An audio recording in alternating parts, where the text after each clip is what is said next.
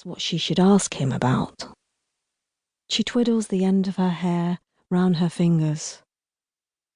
Still no sign of him. She should have brought a book.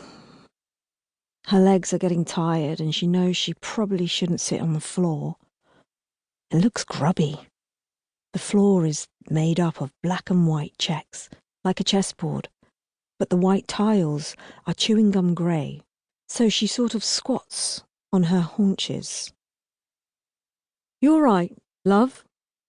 The tubeman, ancient in a faded blue uniform with a blue turban and a long grey beard that ends in a wisp, has been watching her, and now he comes out from behind his little glass kiosk, leaving the office untended, to speak to her, specially. "Yeah, I'm okay. Just waiting for my dad." It's been drummed into her not to speak to strangers, and she deliberately looks away, as if her father will turn the corner at any second. It's nice of him to check, though. A few more minutes, and she'll use that last coin in the phone box. She'll have to call Mum and tell her to pick her up early to meet her back at Hammersmith. Never mind. She's 11 now, well into double figures.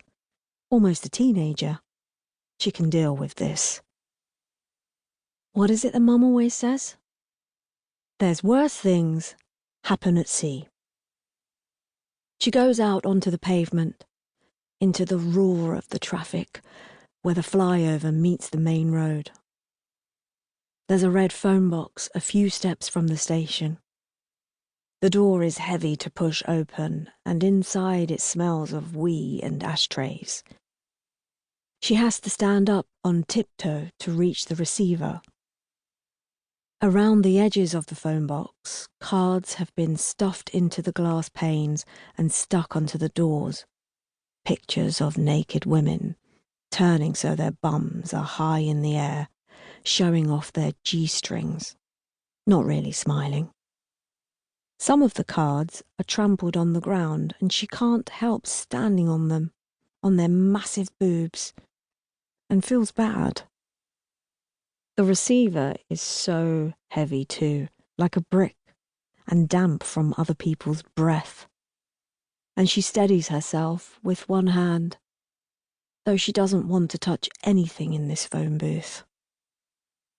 She stands on tiptoes and dials her home number, then follows the instructions to pay when the tone sounds. "Mum," she will say. She rehearses it in her mind. "It's fine. He didn't come. I'm fine. I'm coming home now. Please can you pick me up at the station?" She lines up her 10-pence piece carefully at the slot. Clunk. It's in the bowels of the machine. There is no ringing, just the dialing tone. It's eaten her coin. She bangs at the telephone cradle and sticks her fingers in the change box below to see if the coin will roll back down. It's lost. She rummages around in her backpack to see if there might be another 10-pence in there somewhere, although she knows there won't be. She's very careful to keep any coins that come into her possession in her purse.